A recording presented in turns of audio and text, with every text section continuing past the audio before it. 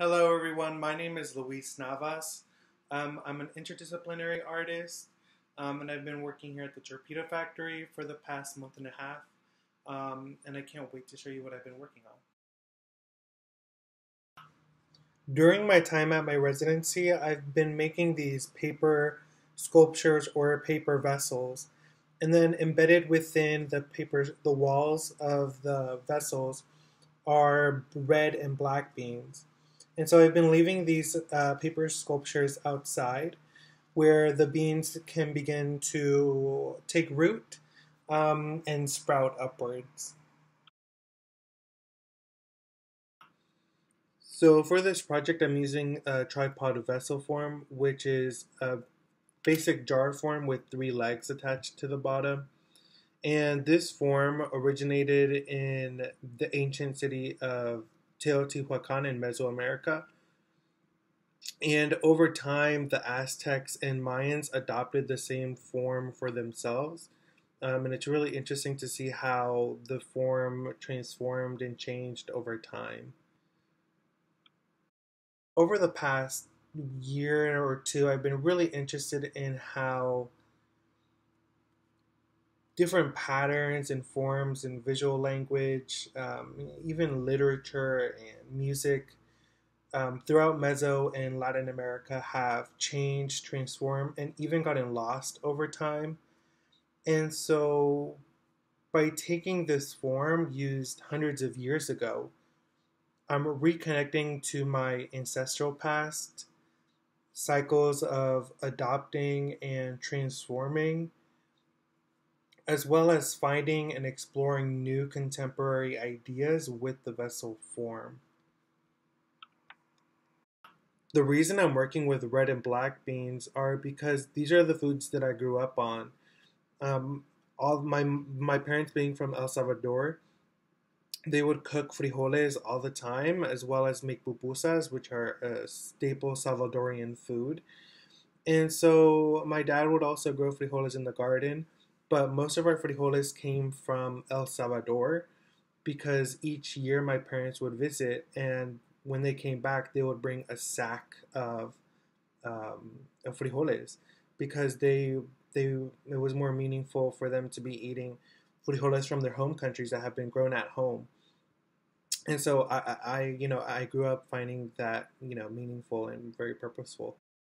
Quick side note: frijoles is just the way that my family says beans at home, so that's why I'm interchanging the word. So here I'm showing you examples of the tripod vessels which have been unearthed from these ancient ruins in Mexico.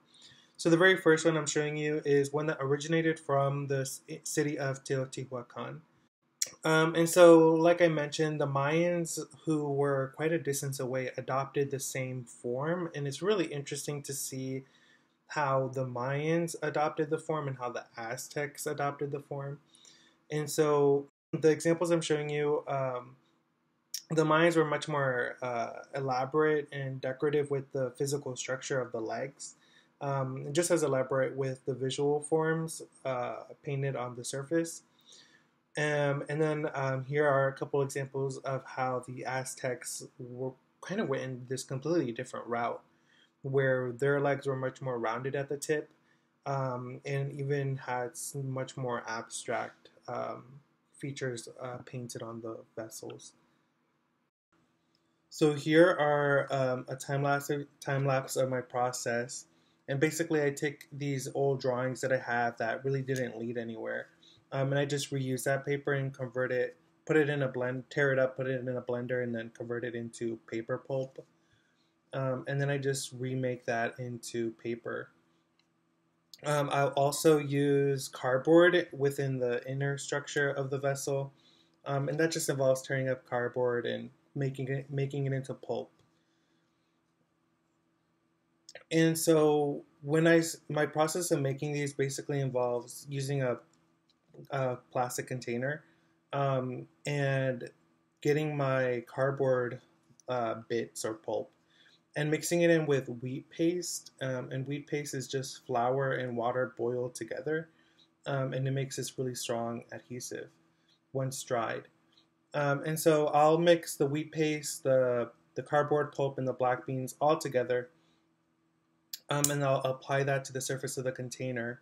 And then as a final um, way to encapsulate everything, I'll apply the paper, my handmade paper, to the surface, starting on the bottom and then applying the final finish on the sides. And then finally, I'll begin to carve the wood legs. And that's just experimental. I'm still coming up with different forms and ideas, either inspired by Mesoamerica societies or I'm looking at it from a minimal view. So that's still experimental.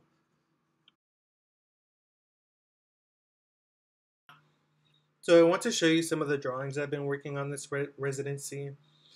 And I'm big on drawing. I love drawing. And usually drawing for me is always finding a way to express myself or express an idea.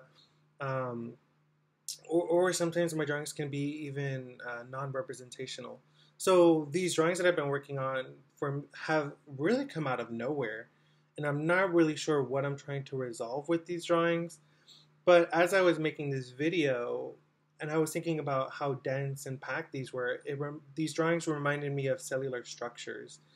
Um, and thinking on a micro level. And so this kind of leads me into thinking about how these drawings are responding to the world and you know what we're going through now with the pandemic. Um, but usually, I want to talk about a little bit about my artist practice, and that my drawings and artist practice are on a spectrum. On one side, I have my very abstract work, which is sometimes can be even non-representational. And then on the other side, I have my narrative-based work, which is based on themes of identity, music, color, and stuff like that.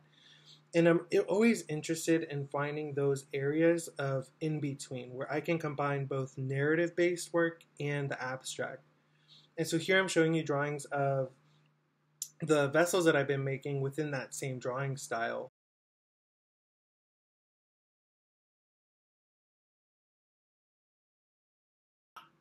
And so then here are some drawings that were a breakaway from the previous line drawings. Because the line drawings are so meticulous, I had to take a break and just be much more expressive and loose with my drawings. And so this was a response to those.